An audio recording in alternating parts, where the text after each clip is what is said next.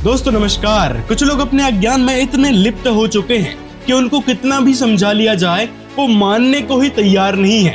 यही हालत है शिवांश नारायण द्विवेदी की। ये बंदा जो है अपने आप को गुरु बनने के चक्कर में या फिर कहें प्रभुता पाने के चक्कर में लोगों को गुमराह करने की नाकाम कोशिश कर रहा है। सदग्रंथों का नाम लेकर उनके क्रमांक श्लोक अध्याय बताकर लोगों को ऐसा प्रतीत करवा रहा है कि भाई ये बड़ा विद्वान है शास्त्रों का। और ये सब ड्रामे करने का कारण बहुत ही सिंपल है, प्रभुता पाना। जी हाँ, 4 लोग मिल गए वाहवाही करने वाले, पीछे घूमने वाले, तो बस फिर ऐसे कहां से मानने वाले हैं सदग्रंथों की वास्तविकता को। वेदों में ब्रह्मा विष्णु महेश भगवती और गणेश को परम तत्व के रूप में ख्यापित करने वाले अनेकानेक प्रमाण हैं, अनेकानेक। यदि इन्होंने सदग्रंथों को पढ़ा होता तो ऐसे फालतू के कुतर्क नहीं करते कि भाई ब्रह्मा विष्णु महेश के ऊपर कोई भगवान है ही नहीं। दोस्तों जैसे कि पिछले 2 वीडियो में हमने इस शिवांश नारायण द्विवेदी की पूरी अज्ञानता का पर्दाफाश किया था, इसके एक एक झूठ को दिखाया था कि ये किस प्रकार से अज्ञानी व्यक्ति है, और इसने जो सवाल किए थे उसके सवालों का जवाब भी हमने उस वीडियो में दिया था। साथ में इसके गुरु शंकराचार्य के बारे में भी बताया था। जो आदि शंकराचार्य जी हैं वो ब्रह्मचारी हैं या नहीं है, उसके बारे में भी हमने डिटेल में बात करी थी। आप इन दोनों वीडियोस को देख सकते हैं, लिंक डिस्क्रिप्शन में मिल जाएगा। अब इसने इतने सारे जो वीडियो बना रखे हैं उसमें सिर्फ और सिर्फ इसने अध्याय और श्लोक ही श्लोक बताए हैं और वेदों के मंत्र वगैरह बताए हैं। लेकिन दोस्तों हैरानी की बात तो यह है कि इसने सामने रख के दिखाया नहीं, और ना ही इसके गुरु शंकराचार्य जी दिखाते हैं। आज तक किसी भी मंडलेश्वर को देख लो, शंकराचार्य को देख लो, किसी भी आचार्य या फिर ये जो कहता है परंपरागत गुरुओं को देख लो, किसी ने भी सदग्रंथों को खोलकर जनता को नहीं दिखाया है।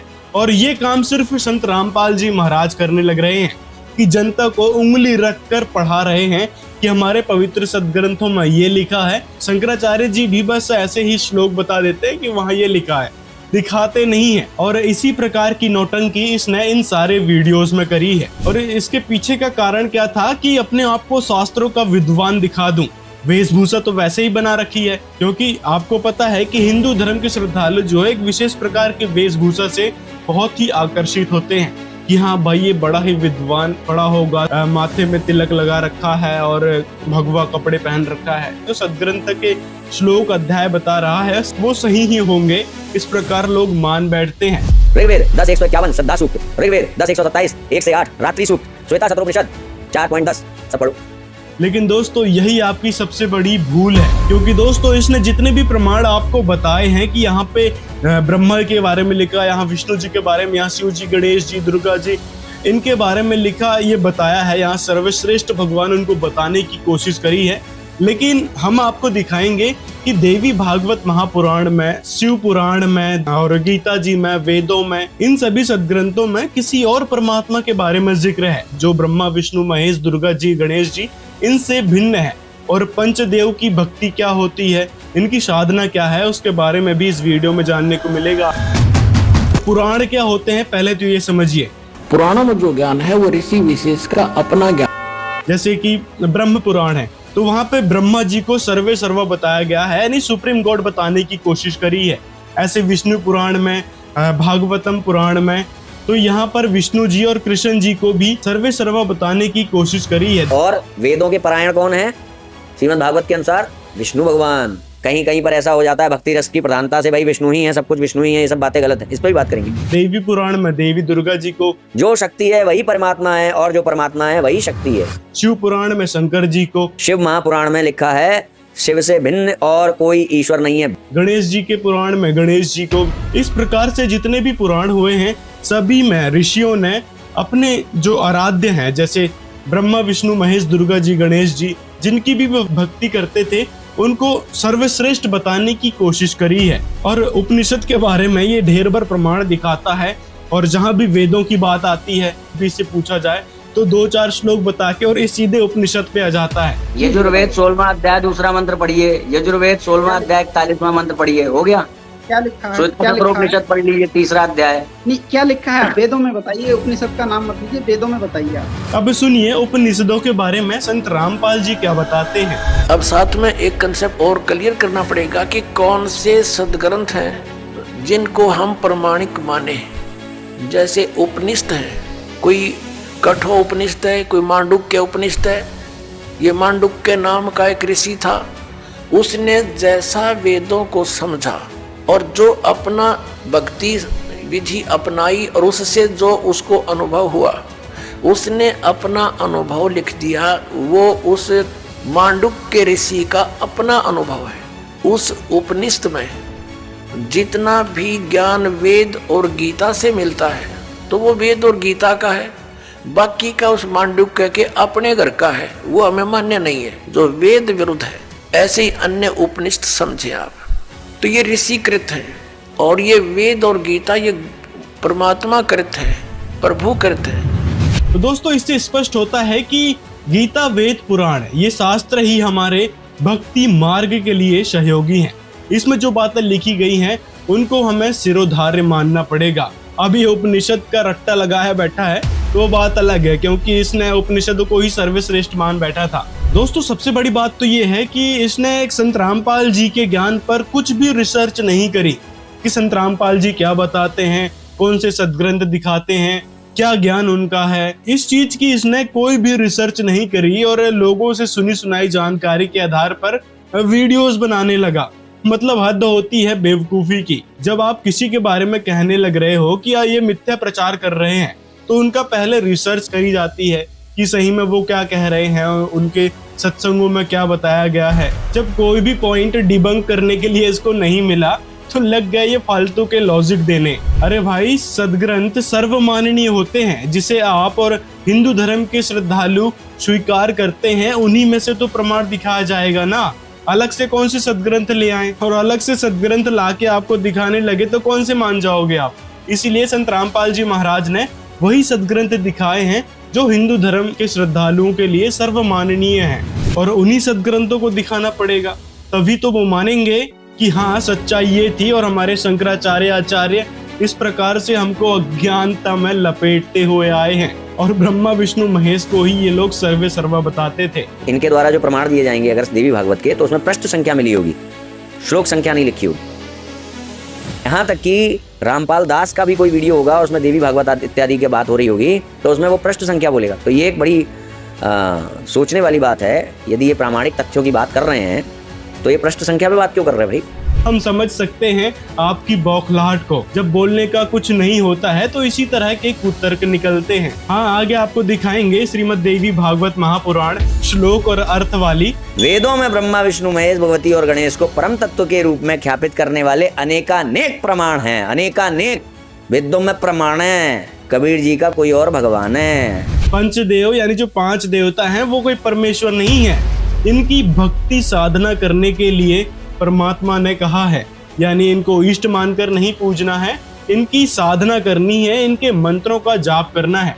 देखिए यह चंद मिनट की वीडियो जिससे आपको पूरा कॉन्सेप्ट क्लियर होगा। ये पंचदेव समान रूप से विश्व के सभी प्राणियों के शरीर में बने इन कमलों में विद्यमान हैं। इन पंचदेव को प्रसन्न करने का तथा पूर्ण लाभ प्राप्त करने का ये एकमात्र 12 अक्षर मंत्र है जो जाप करने का है।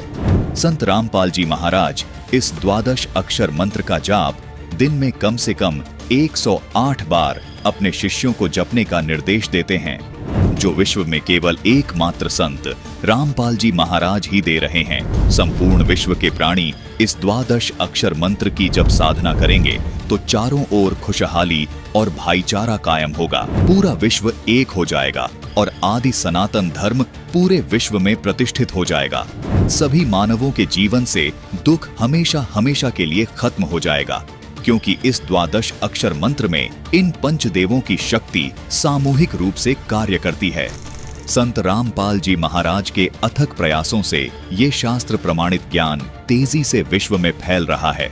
आदि सनातनी पूजा के प्रथम चरण की ये भक्ति पंचदेव से मिलने वाले लाभों को प्रदान करने वाली है तथा संपूर्ण भक्त समाज के लिए संजीवनी है। आदि सनातनी पूजा के 3 चरण होते हैं। प्रथम चरण की साधना में इन पंचदेव की साधना के मंत्र होते हैं। उसके बाद दूसरे चरण की साधना, जो कि सनातनी पूजा भी कहलाती है, इसके मंत्र होते हैं ओम तत्, यहाँ तत् सांकेतिक मंत्र है।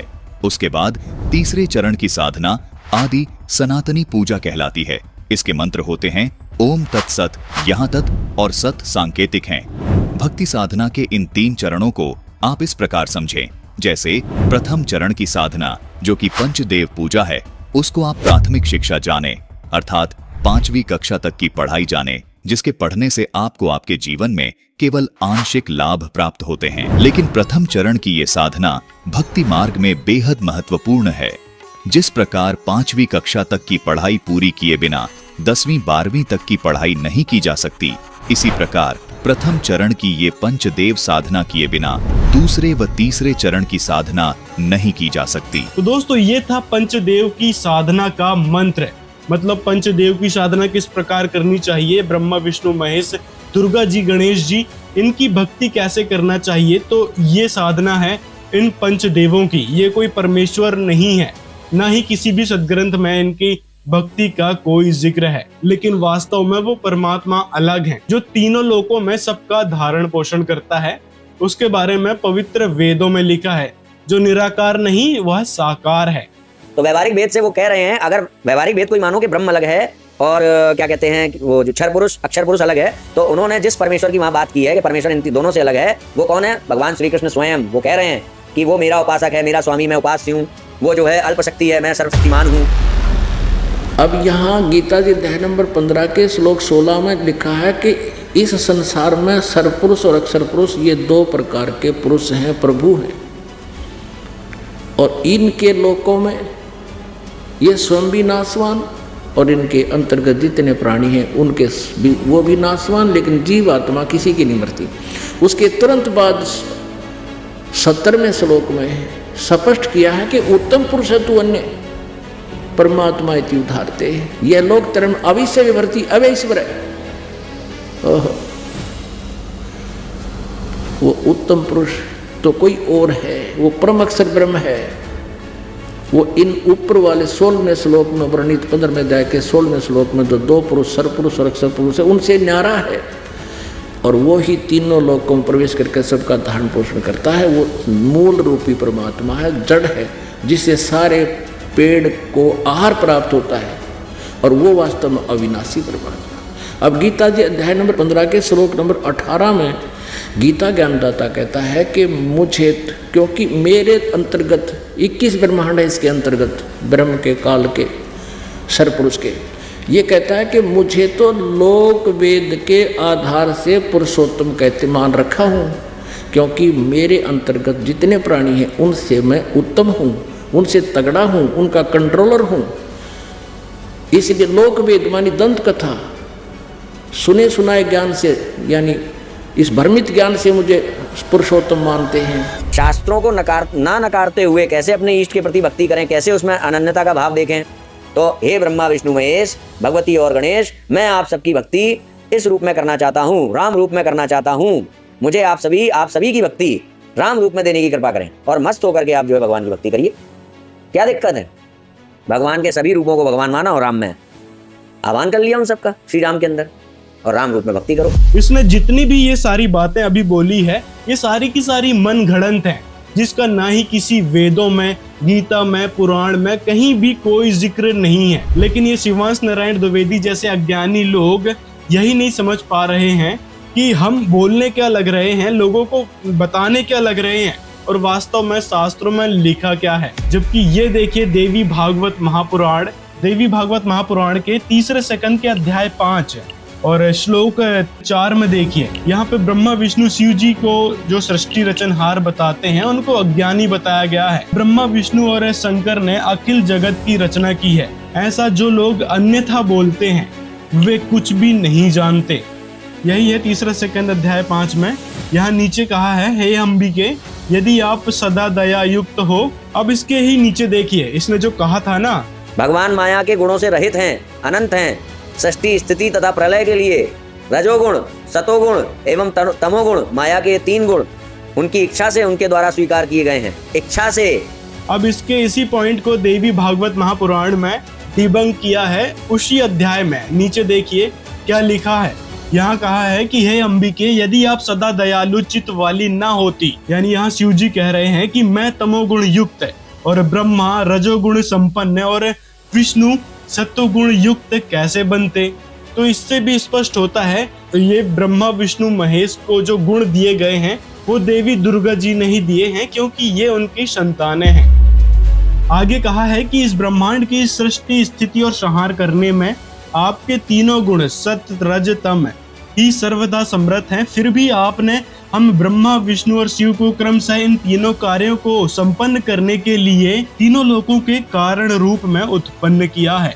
तो यहाँ से स्पष्ट होता है दोस्तों कि देवी दुर्गा जी इन तीनों ब्रह्मा विष्णु महेश की माता जी हैं। अब पिताजी के बारे में शिव महापुराण से स्पष्ट होता है कि सदाशिव जो हैं वो इनके पिताजी हैं। देखिए सदाशिव के बारे में शिव महापुराण का यह वीडियो। ये 103 पृष्ठ पे, 102 पर हमने पढ़ा था, 103 पृष्ठ पे रुद्र संहिता, और यहाँ छठा अध्याय समाप्त हो गया ये विष्णु जी का नाम बता के। और अब हम यहाँ आगे 7वां अध्याय ब्रह्मा जी बता रहे हैं आगे। ब्रह्मा जी कहते हैं देव से नारद को बता रहे हैं, तत्पश्चात कल्याणकारी परमेश्वर सांब सदाशिव ने काल ने दुर्गा के साथ जैसे विष्णु उत्पन्न किया, पूर्ववत पर प्रयत्न करके मुझे अपने दाहिने अंग से उत्पन्न कर दिया। अपने आत्माओं, यहाँ ये अनुवाद करता शर्मा गया। ये शिव जी का पुजारी होगा कि शिव जी थे, शिव जी की उत्पत्ति कैसे दिखाऊं, यहाँ तक कर गया गोलमोल। और दिखाएंगे आपको, कहते चोर चुरावे तू बड़ी, वो गड्ढे पानी में, वो गड्ढे हुआ ऊपर आवे ना, सच्चाई छनी ना। अब देखो यही रुद्र संहिता का, रुद्र संहिता हम पढ़ रहे हैं, और ये संक्षिप्त शिवपुराण 110 पृष्ठ पे यहाँ लिखा है कि इस प्रकार ब्रह्मा विष्णु तथा रुद्र इन तीन देवताओं में गुण हैं, परंतु शिव गुणातीत माने गए हैं। अब ब्रह्मा विष्णु रुद्र यु शंकर, ये तो हो गए तीन, और इन तो चौथा यु, इनमें तो गुण है रजगुण ब्रह्मा सतगुण विष्णु तमगुण शिव शंकर, और यो शिव कहते गुणातीत माने गए। ये हो गए ना, चार हो गए बड़े यहाँ पर। और यही बातें रामचरित्र मानस में भी लिखी है। इस वीडियो में हमने प्रमाण सहित दिखाया है कि देवी दुर्गा जी और ब्रह्म जो है ब्रह्मा विष्णु महेश के माता पिता हैं। इसका प्रमाण स्पष्ट रूप से यहाँ पे लिखा हुआ है। आप इस वीडियो को भी इस वीडियो के बाद देख सकते हैं। अब इसने आगे इस वीडियो में नारायण की बात करी थी कि जो नारायण है वो विष्णु जी हैं। और वेदों के द्वारा कौन जानने लायक हैं?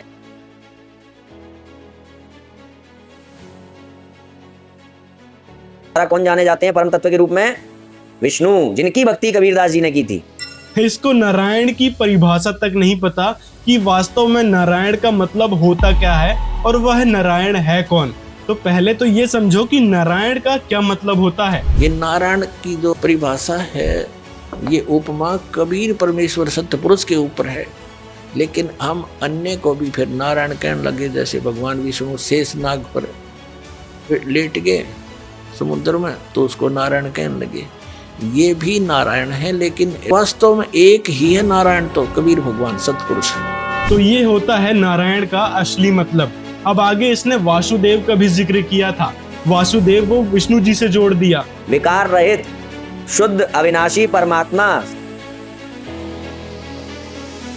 विष्णु है। कौन है? विष्णु। विष्णु पुराण 2:1-3। वासुदेव का मतलब विष्णु बताने लग रहा है ये। अब इन्होंने वासुदेव मान रखा श्री कृष्ण जी को। श्री कृष्ण जी के पिता का नाम था वासुदेव, और वेदों में वासुदेव उस पूर्ण परमात्मा की महिमा का नाम है, उसकी उपमात्मक नाम है।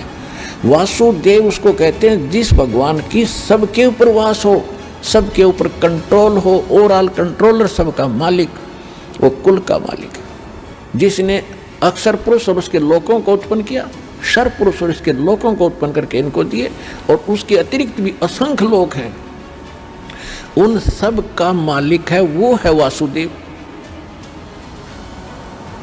यजुर्वेद अध्याय नंबर 5 के श्लोक 32 में स्पष्ट कर दिया कि उसी कसी जो परम शांतिदायक, वो कबीर अंगारी असी, वो पापनाशक कबीर साहिब है, कबीर देव है।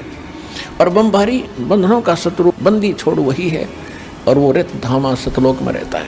तो गीता अध्याय नंबर 7 के श्लोक नंबर 19 में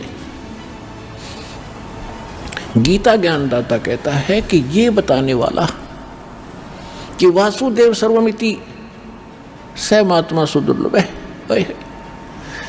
अब जैसे कितना निर्णायक ज्ञान बता रखा है गीता जी में कि पहले तो इसने बताया कि ये ब्रह्मा विष्णु महेश तक जो सीमित है इनका ज्ञान हरा चुका, तो मूर्ख बताई दिए। अपनी साधना कहता कि ज्ञानी आत्मा मेरी साधना करते हैं, वो भी बता दिया मेरी साधना भी मेरी भक्ति करते हैं और उससे प्राप्त होने वाली जो गति वो घटिया है। अब ये कह रहा है कि बहुनाम जन्मानाम अंत ज्ञानवान माम प्रपते, कि जो मेरी भक्ति करने वाले ज्ञानी है वो भी किसी असंग बहुत बहुत जन्मों के किसी अंत के जन्म में मेरी भक्ति यानी ब्रह्म साधना करते हैं, नहीं तो नीचे की भक्ति में लगे रहते हैं। जय गणेश देवा, हनुमान चालीसा, व्रतों की कथा के 3 मुड़जे रहते हैं ये लोग। वो किसी अंत के जन्म में कोई ज्ञानी आत्मा मेरी ब्रह्म साधना करता है।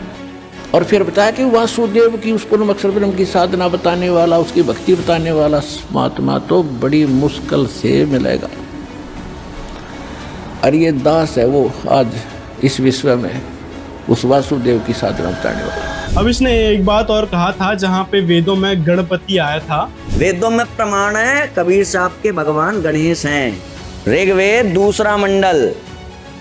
दूसरे मंडल का 23वां सूक्त क्या लिखा है? पहले मंत्र में गणानाम त्वा गणपतिम हवामहे कविम कविनाम, क्या लिखा है? कविम कविनाम। हाँ, गणपति मतलब गणेश होता है, ऐसा कहाँ लिखा है? जो आपने मंत्र दिखाए हैं वेदों के, उसके नीचे भी तो दिखाओ उसके अर्थ क्या है। बस ऊपर दिखा दिया यहाँ पे गणपति लिखा है। अरे मेरे भाई अज्ञानी, गणपति की परिभाषा क्या होती है वो भी तो समझ लो। वहां पे कहीं नहीं लिखा है गणपति गणेश जी हैं। इस अनुवाद में इवन जो बुक आपने दिखाई थी उसमें भी अनुवाद में गणपति का अर्थ गणेश नहीं किया हुआ है, बल्कि गणपति परमात्मा को ही कहते हैं, क्योंकि वो हर एक चीज का स्वामी है। और इसी कारण इसने जो है वेदों के जो मंत्र दिखाए थे उसके अर्थ नहीं दिखाए कि मैं यहाँ पे झूठा पड़ जाऊंगा।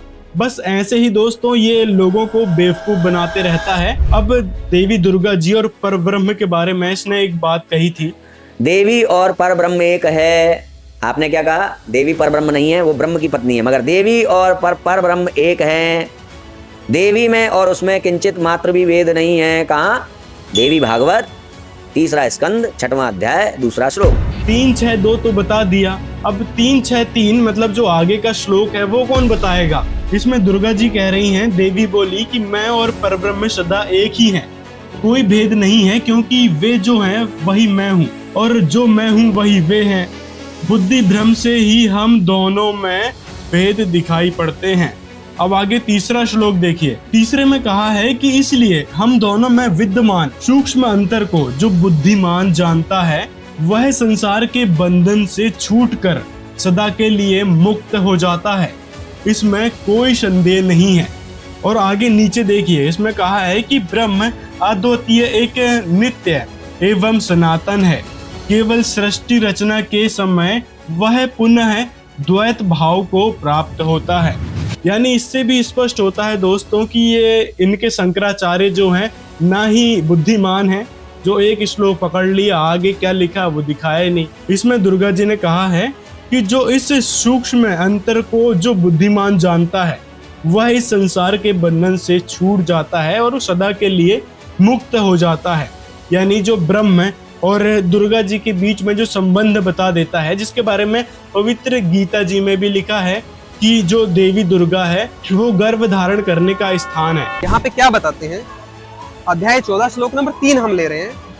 हे अर्जुन, मेरी महत ब्रह्म रूप मूल प्रकृति दुर्गा देवी को ही एक संबोधन दिया जाता है। आपको देवी पुराण में हमारे गुरुजी के सत्संग में मिल जाएगा और हम भी आपको दिखा देंगे कि प्रकृति देवी दुर्गा देवी का ही एक नाम है। ठीक है, ये देखिए, मेरी महत ब्रह्म रूप मूल प्रकृति संपूर्ण भूतों की योनि है, अर्थात गर्भधान का स्थान है, और मैं उस योनि में चेतन समुदाय के गर्भ को स्थापन करता हूँ। अब योनि में गर्भ को स्थापन तो पति ही कर सकता है, ये इसमें क्लियर किया हुआ है। ठीक है जी। उस जड़ चेतन के संयोग से सब भूतों की उत्पत्ति होती है, अर्थात सब प्राणियों की उत्पत्ति अब तक हम सुनते आए ब्रह्मा विष्णु महेश से हो रही है, परंतु यहाँ पे काल ब्रह्म कह रहा है कि दुर्गा और मुझसे ये सब हो रहा है। अगला श्लोक देखिए आप, और भी क्लियर हो जाएगा इसमें। हे अर्जुन, नाना प्रकार की सब योनियों में जितनी मूर्तियां अर्थात शरीरधारी प्राणी उत्पन्न होते हैं, प्रकृति अर्थात दुर्गा देवी तो उन सब की गर्भ धारण करने वाली माता है और मैं बीज को स्थापन करने वाला पिता हूँ। अब जब ये गीता के 3 श्लोक हो जाएंगे उसके बाद आपको देवी भागवत दिखाएंगे, जिसमें अभी कोई ये ना सोचे कि दुर्गा देवी के गर्भ में जो है विष्णु जी अर्थात कृष्ण जी गर्भ को स्थापन करते हैं, ऐसा बिल्कुल नहीं है। वो तो उनकी माता जी हैं और माता और पुत्र के बारे में ये बात तो सोचना भी गलत है। यहाँ पे आपको सिद्ध हो जाएगा कि ये माता पिता इनके काल ब्रह्म और दुर्गा देवी ही हैं। देवी भागवत से भी आपको क्लियर होएगा ये चीज, ठीक है जी। अगला श्लोक देखिए, हे अर्जुन, सत्वगुण अर्थात विष्णु जी, रजोगुण अर्थात ब्रह्मा जी और तमोगुण अर्थात शंकर जी, ये प्रकृति अर्थात दुर्गा से उत्पन्न तीनों गुण अर्थात तीनों देवता। अभी आपको हम ये भी क्लियर करेंगे मार्कंडेय पुराण से कि तीनों गुण ही तीनों देवता होते हैं, अर्थात रजगुण ब्रह्मा, सत्गुण विष्णु और तमगुण शिव जी होते हैं। इनको आप त्रिदेव भी कह सकते हैं, इनको आप त्रिगुण भी कह सकते हैं। तो यहाँ पे त्रिगुण कह के संबोधन किया हुआ है। देखिए, हे अर्जुन, सत्वगुण, रजगुण और तमगुण ये प्रकृति से उत्पन्न तीनों गुण अर्थात ब्रह्मा विष्णु शिव ये दुर्गा से उत्पन्न तीनों देवता अविनाशी जीवात्मा को शरीर में बांधते हैं। अगर हम इनसे मोक्ष की आशा भी लगाते हैं ब्रह्मा विष्णु शिव से भी, तो यहाँ पे वो भी कॉन्सेप्ट बिल्कुल कैंसिल कर दिया कि ब्रह्मा विष्णु शिव का कार्य तो इनके माता पिता ने जीवों को शरीर में बांधने का लगाया है, मोक्ष का इनका कोई अधिकार नहीं दिया गया। और जब आप विष्णु जी को सर्वे सर्वा बताने लग रहे थे विष्णु पुराण के अनुसार, श्रीमद् भागवतम के अनुसार, तब आप देवी भागवत महापुराण का यह श्लोक भी याद कर लेते, 3:3 का 67। यहाँ पे ये कह रहे हैं कि निश्चित रूप से ये भगवती मेरी जननी है। अब आगे आपको इसी श्रीमद् देवी भागवत महापुराण से एक और प्रमाण दिखाते हैं, जहाँ शिव जी जो है अपने आप को नाशवान बता रहे हैं। देखिए देवी भागवत महापुराण का 5वां अध्याय। यहाँ शिव जी बोले, हे देवी, यदि भगवान विष्णु आपके प्रभाव से प्रद्युत हुए तथा उसके बाद ब्रह्मा जी भी आपसे उत्पन्न हुए, तो क्या मुझ तमोगुणी की आपसे उत्पत्ति नहीं हुई?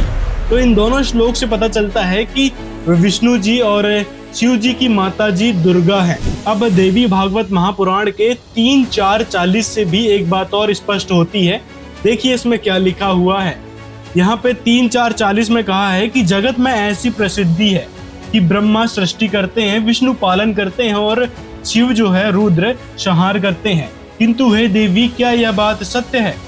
सच्चाई तो यह है कि आपकी इच्छा से तथा आपसे शक्ति प्राप्त करके ना कार्य करने में समर्थ हो पाते हैं। यानी यहाँ पे जो है ब्रह्मा विष्णु महेश दुर्गा जी के पराधीन साबित हो रहे हैं। इसमें आगे देखिए 42 में लिखा है कि ब्रह्मा, मैं यानी विष्णु तथा शंकर, हम सब आपके ही प्रभाव से उत्पन्न होते हैं तथा हम नित्य नहीं हैं, यानी अविनाशी नहीं है। फिर इंद्र आदि प्रमुख देवता नित्य कैसे हो सकते हैं? यानी इंद्र और ये सारे देवता जो हैं वो भी नित्य नहीं है, मतलब अविनाशी नहीं है, वो भी नाशवान है। और दुर्गा जी से ब्रह्मा विष्णु महेश की उत्पत्ति होती है, यहाँ ये स्पष्ट हो गया। अब ये कह के मत रोने लग जाना कि देखा ना कि यहाँ पे दुर्गा जी को सर्वे सर्वा बताया जा रहा है। देवी भागवत महापुराण में आगे ये भी लिखा है कि देवी दुर्गा जी जो है वो ब्रह्म के पराधीन है, यानी ब्रह्म के कहने पर ही देवी दुर्गा जी चलती हैं। तो दोस्तों, देवी भागवत महापुराण के इन चंद श्लोकों से इस शिवांश नारायण द्विवेदी की मूर्खता और शिवांश नारायण द्विवेदी के गुरु शंकराचार्यों की अज्ञानता का स्तर यहाँ से पता चलता है कि ये कितने पानी में थे, इनको कहाँ तक का ज्ञान था जो इन पंचदेव को परमेश्वर बताने लग रहे हैं, जबकि इन सभी देवी देवताओं का नाश होता है। और अविनाशी तो उसको जान जिसको मारने में कोई सक्षम नहीं है, जिसके बारे में पवित्र गीता जी में बताया गया है कि वेदों में जिसको पूर्ण परमात्मा बताया गया है, वो पूर्ण परमात्मा इतना समर्थ है कि ब्रह्मा, विष्णु और महेश उनके अंश से आत्म रूप में प्रकट हुए हैं। यहाँ स्पष्ट है कि ब्रह्मा, विष्णु और शिव पूर्ण परमात्मा नहीं है। जिसके अंश से ये तीनों देवता उत्पन्न होते हैं वो पूर्ण परमात्मा है। रामचरितमानस में कहा है कि ईश्वर अंश जीव अविनाशी, चेतन अमल सहज सुखरासी, यानी ईश्वर से ही उत्पन्न होने के कारण आत्मा अविनाशी है। यानी आत्मा कभी नहीं मरती। जिस परमेश्वर से जीव आत्मा उत्पन्न हुआ है वह परमेश्वर अविनाशी, चेतन, निर्मल और स्वभाव से सुख की राशि है। लेकिन सब जीवों के शरीर नाश हो जाते हैं, जिसका समर्थन गीता अध्याय 15 श्लोक 16 भी करता है। आत्मा को अविनाशी इसीलिए कहा गया है क्योंकि आत्मा रूप में ब्रह्मा, विष्णु, महेश, दुर्गा व क्षर पुरुष यानी गीता ज्ञान दाता तथा सर्व प्राणियों की उत्पत्ति उसी पूर्ण परमात्मा ने की है। इसलिए रामचरितमानस में लिखा है कि अनेकों ब्रह्मा, विष्णु, महेश उस सच्चिदानंद ब्रह्म से आत्मा रूप में उत्पन्न होते हैं। जिस परमात्मा से सभी प्राणी आत्मा रूप में उत्पन्न हुए हैं, उस परमात्मा को गीता अध्याय 15 श्लोक 17 में उत्तम पुरुष कहा गया है। उसी परमात्मा को तीनों लोकों में धारण पोषण करने वाला परमात्मा तथा वास्तव में अविनाशी परमेश्वर कहा गया है। गीता अध्याय 4 श्लोक 5 और 9 में तथा गीता जी अध्याय 2 श्लोक 12 में तथा गीता अध्याय 10 श्लोक 2 में गीता ज्ञान दाता यानी क्षर पुरुष ने अपने आप को नाशवान कहा है तथा स्वीकार किया है कि अर्जुन मेरे और तेरे बहुत जन्म हो चुके हैं, उनको तू नहीं जानता, मैं जानता हूँ। इससे सिद्ध हो जाता है कि क्षर पुरुष यानी गीता ज्ञान दाता जो ब्रह्मा, विष्णु, महेश के स्थूल शरीर का पिता है, वो भी अविनाशी नहीं है, उसका शरीर भी नष्ट होता है। अब आपको गीता अध्याय 15 श्लोक 16 से भी स्पष्ट करते हैं। इस श्लोक में कहा है कि दो पुरुष हैं, क्षर पुरुष और अक्षर पुरुष, तथा इनके अंतर्गत सब प्राणियों के शरीर तो नाशवान है, यानी ये सब नष्ट होते हैं, परंतु आत्मा सबकी अविनाशी है। इसलिए ही रामचरितमानस में कहा है कि ईश्वर अंश जीव अविनाशी, चेतन अमल सहज सुखरासी, यानी परमात्मा का अंश होने के कारण आत्मा का कभी नाश नहीं होता। गीता अध्याय 15 श्लोक 17 में पूर्ण परमात्मा को उत्तम पुरुष और अविनाशी इसलिए कहा गया है क्योंकि उत्तम पुरुष यानी पूर्ण परमात्मा का शरीर भी अविनाशी है। इस उत्तम पुरुष को परमात्मा भी इसलिए कहा गया है क्योंकि ये पूर्ण रूप से अविनाशी है, सब आत्माओं का स्वामी है, जिसका शरीर भी कभी नष्ट नहीं होता। इस उत्तम पुरुष के लोक में किसी प्रकार का कोई दुख नहीं है, ये किसी को दुख नहीं देता, सिर्फ सुख ही सुख देता है। इसलिए इसी परमात्मा को रामचरितमानस में सुख की राशि भी कहा है। जिस गीता ज्ञानदाता काल के लोक में हम रह रहे हैं, इस लोक के मालिक को परमात्मा नहीं कहा जा सकता क्योंकि इस काल लोक में कोई सुखी नहीं है। इसलिए पूरी गीता जी में गीता ज्ञानदाता ने अपने को कहीं भी परमात्मा नहीं कहा, केवल उस उत्तम पुरुष को ही परमात्मा तथा अविनाशी परमेश्वर कहा है। दर्शकों, गीता जी में अन्य स्थानों पर जहां भी परमात्मा शब्द से संबोधन किया गया है, वो इसी उत्तम पुरुष अर्थात सच्चिदानंद घन ब्रह्म के विषय में बोला गया है। अर्थात पूर्ण परमात्मा का शरीर कभी नष्ट नहीं होता। इसीलिए इस श्लोक में लिखा है कि वो उत्तम पुरुष तो अन्य ही है जो वास्तव में अविनाशी है, उसी को परमात्मा कहा गया है। संत रामपाल जी महाराज सभी को आदि सनातनी भक्ति पर इसलिए दृढ़ कर रहे हैं ताकि हम सब आदि सनातनी भक्ति करके उस उत्तम पुरुष के अविनाशी लोक में चले जाएं, जहां जाने वाली सभी जीवात्माओं को भी अविनाशी शरीर प्राप्त होता है। अविनाशी शरीर होने के कारण उस शाश्वत लोक में पुनर्जन्म व मृत्यु नहीं होती, जहां जाने के बाद साधक लौटकर इस काल लोक में कभी वापस नहीं आते। इसी को पूर्ण मोक्ष कहा जाता है।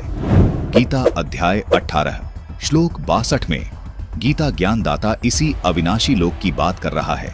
यही वो शाश्वत यानी सदा रहने वाला स्थान सतलोक है, जहां जाने के बाद साधक इस संसार में यानी इस क्षर पुरुष गीता ज्ञानदाता जो ब्रह्मा, विष्णु, महेश के स्थूल शरीर का पिता है, इस ब्रह्म के लोक में लौटकर कभी वापस नहीं आते। उस सनातन परम धाम यानी सतलोक में जाने के बाद ही आत्मा को अविनाशी शरीर प्राप्त होता है, जिस शरीर का कभी नाश नहीं होता।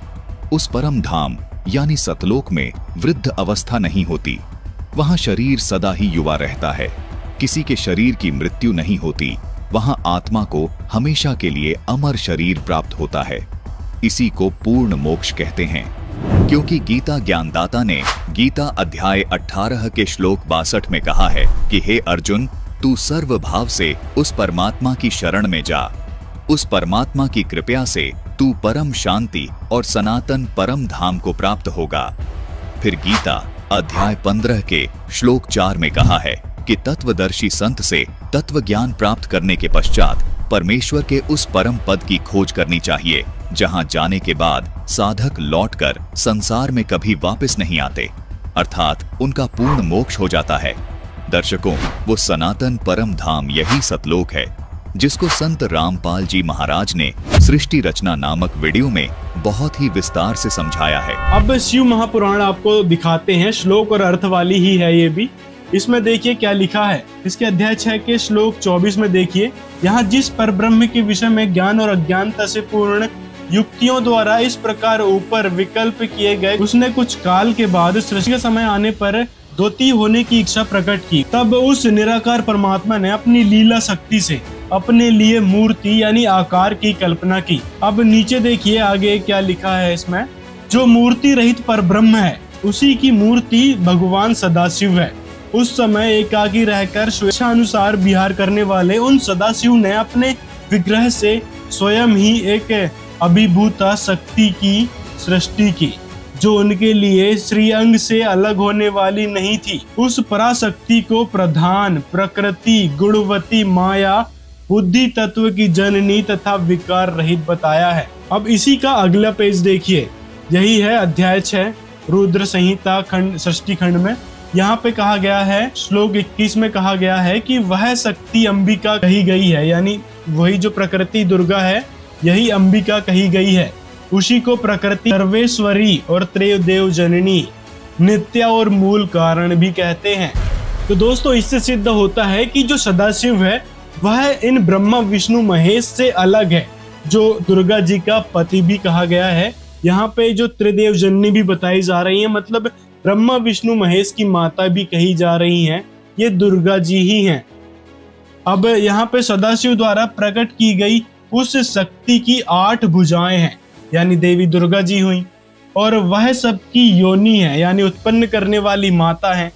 वे जो सदाशिव हैं उन्हें परम पुरुष ईश्वर शिव, शंभु और अनीश्वर कहते हैं। अब ये शिव शंभु यहाँ पे भ्रमित करने लगेगा कि शिव शंभु, तो देखो शिव जी के बारे में आ गई ना बात, जबकि ये बात नहीं है दोस्तों। यहाँ पे काल ही अपने को शिव शंभु रूप में भी ले आता है, कभी विष्णु रूप में, कभी ब्रह्मा रूप में, वो अपना रूप बदल लेता है। तो यहाँ पे इसको सदाशिव कहा गया है। तो ये वास्तव में काल ब्रह्म ही है, जिसे क्षर पुरुष भी कहा जाता है।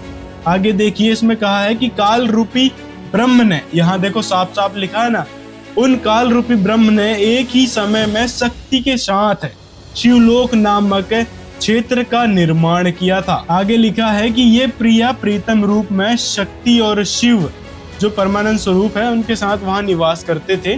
तो यहाँ से स्पष्ट होता है पति पत्नी यानी काल ब्रह्म और देवी दुर्गा जी जो त्रिदेव जननी है उसके बारे में स्पष्ट होता है। हमने आपको इतने कट्टा भर के प्रमाण दिए ना, कट्टा होता है ना जो गेहूं का कट्टा आता बोरी 100 किलो की, वो कट्टा भर के प्रमाण दिए हैं। आपने जितने भी कट्टे भर के जो प्रमाण दिखाए थे ना, इससे एक भी बात सिद्ध नहीं होती है कि ब्रह्मा विष्णु महेश दुर्गा जी गणेश जी ये पूर्ण परमात्मा है, कहीं से भी सिद्ध नहीं होता है। मतलब बेवकूफ किसे बनाना चाह रहे हो शिवांश भाई? जो आपके सामने है ना संत रामपाल जी के शिष्य, वो समस्त वेदों का सार जान बैठे हैं और डेली उनको पढ़ते हैं, समझते हैं, सुनते हैं। आप जिनको मूर्ख बनाना चाह रहे हो ना, जो आपकी भोली ऑडियंस है, जिनको आपने सिर्फ श्लोक उनको वैसे ही सुना दिया, प्रमाण सुना दिया, दिखाना कुछ है नहीं, ना ही आपके शंकराचार्य दिखाते हैं, तो मूर्ख आप उनको बना सकते हैं। संत रामपाल जी के शिष्य प्रमाणित भक्ति करते हैं, सभी सदग्रंथों का सार उनको पता है, जो तत्वदर्शी संत रामपाल जी महाराज ने ही बताया है। अब तत्वदर्शी आप मानो चाहे ना मानो, वह आपकी बुद्धि का स्तर है, लेकिन संत रामपाल जी महाराज जी वह तत्वदर्शी संत हैं जिन्होंने पवित्र सदग्रंथों का सार बताया है, जो आपके आचार्य मंडलेश्वर जो परंपरागत गुरु हैं वो तक नहीं बता पाए। उनको अध्यात्म की एक भी जानकारी नहीं थी। तो वास्तव में देखा जाए तो मिथ्या प्रचार आपके शंकराचार्य और आप जैसे धूर्त लोग कर रहे हैं। इसको तो समझ में आ गई है कि हाँ भाई पूर्ण परमात्मा कोई और है, लेकिन ये बहकाने के लिए, ऑडियंस को बहकाने के लिए गुमराह करते रहता है, जैसे इनके शंकराचार्य भी करने लग रहे हैं। उनको भी पता है कि यहाँ सदाशिव की बात की गई है, गीता जी में ओम तत्सत मंत्र भी बताया गया है, पूर्ण परमात्मा की शरण में जाने के लिए भी कहा गया है, अपनी गति को अनुत्तम गीता ज्ञानदाता ने ही बताया है। जब सारी बातें इनको पता है, फिर भी ये लोग एक ही जगह पे अड़े हैं लोगों को बेवकूफ बनाने के लिए कि नहीं नहीं, ये ब्रह्मा विष्णु महेश और ये पंचदेव जो हैं यही परमेश्वर हैं, इन्हीं बातों पे लगे हुए हैं, जबकि ये बात सरासर गलत है।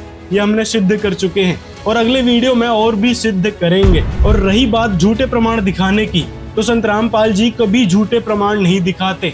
संत रामपाल जी वही सदग्रंथ दिखाते हैं जो ऑथेंटिक है, सर्वमाननीय है। चाहो तो आप खुद खरीद के खोल के देख सकते हैं और आंखों के सामने पढ़ सकते हैं कि वो बात सच है या नहीं है। उसका सारांश जो संत रामपाल जी एक दो वर्ड को ठीक करके बताते हैं, उससे भी आप पढ़ के देख सकते हैं कि हाँ भाई यहाँ पे ये होना चाहिए था, लेकिन उन्होंने मिसप्रिंट बस ये लिख दिया। अब जनता जागरूक हो चुकी है, शिक्षित हो चुकी है, आप जैसे अज्ञानियों के चक्कर में नहीं आने वाली। ईश्वर ने जो ने है, पेन से लिख रहे हैं काट के वहां पर। मतलब कि अगर भ्रष्टता करनी है, अगर ग्रंथों में लिखे हुए को बदलना है, तो अपने नकली ग्रंथ भी नहीं छपवाएंगे। इस बात में भी आलस है भाई, हद होती है बेवकूफी की। जहाँ पे एक दो वर्ड यदि मिसप्रिंट हो गया है तो उसको ठीक करके तो बताना पड़ेगा।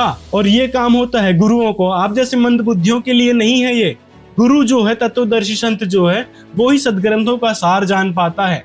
आपके जो मंडलेश्वर शंकराचार्य हैं, उनको सदग्रंथों की कोई नॉलेज ही नहीं है। और संत कबीर के बारे में जो आप कहने लग रहे थे ना, तथाकथित परमेश्वर है जो कि शास्त्रों के अनुसार नहीं है, मगर इनके अनुसार जो परमेश्वर है, जो कोई अलग कबीर, वो वाले कबीर नहीं, संत कबीर नहीं जिनका हम सम्मान करते हैं, वो नहीं, अलग कोई कबीर है जो परमेश्वर है।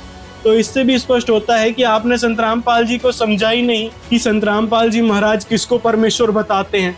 मतलब इस बेवकूफ ने लोगों को बेवकूफ ही बनाना है। पहले रिसर्च कर लिया होता कि कौन कबीर के बारे में बात करते हैं संत रामपाल जी महाराज, तब जाके लोगों को बताता कि हाँ भाई ये संत कबीर के बारे में ही बोलते हैं कि वह परमात्मा है जो जुलाहे रूप में 600 वर्ष पहले आए थे। और उनकी लीलाओं को यदि आपने पढ़ा होता, उनके ग्रंथों को पढ़ा होता, तो समस्त वेदों का सार उन्होंने अपने पवित्र ग्रंथ कबीर सागर, बीजक, कबीर वाणी, दोहाबली के माध्यम से समझा रखा है, जो आज के समय संत रामपाल जी सभी लोगों को बता रहे हैं सदग्रंथों के अनुसार मिलान करके। और रही बात आपके शंकराचार्यों की, तो एक तरफ तो वो कहते हैं कि अहम ब्रह्मास्मि, और दूसरी तरफ करने लग रहे हैं ब्रह्मा विष्णु और शिव जी की पूजा, उनको इष्ट रूप में मान के पूज रहे हैं।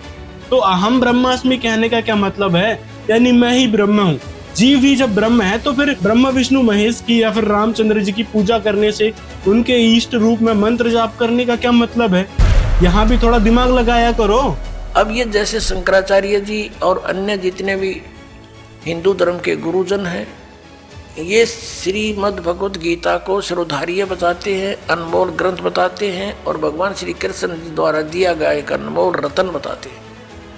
वास्तव में तो ये ज्ञान किसने बोला, इनकी बुद्धि वहाँ तक पहुँच नहीं सकती, क्योंकि तो बाल बुद्धि वाले हैं, इनका तो कोई ज्ञान का सिर पैर नहीं है। फिर भी ये दास उसको समझाने के लिए पूरा प्रयत्न करेगा, और सत्य है जो दास बताएगा वो फाइनल है, सदग्रंथों में प्रमाणित है।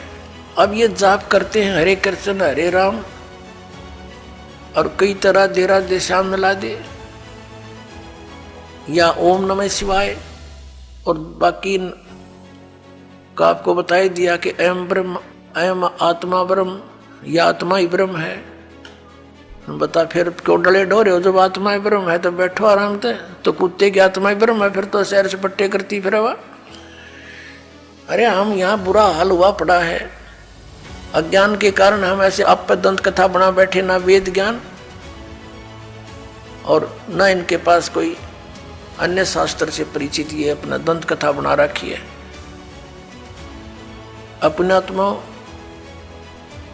श्रीमद् भगवत गीता में जो विधि वर्णित है भगवान के स्मरण की, उसके अतिरिक्त जो नाम जाप किए जाते हैं वो शास्त्र विधि को त्याग कर मनमाना आचरण है, वो यूजलेस है। हरे राम हरे कृष्ण कृष्ण कृष्ण हरे हरे ओम नमः शिवाय, ये मंत्र व्यर्थ है। तो दोस्तों ये थी इनकी अज्ञानता का कारण जो संत रामपाल जी महाराज ने प्रमाण सहित उजागर किया है और हमने इस वीडियो के जरिए आपको बताया है।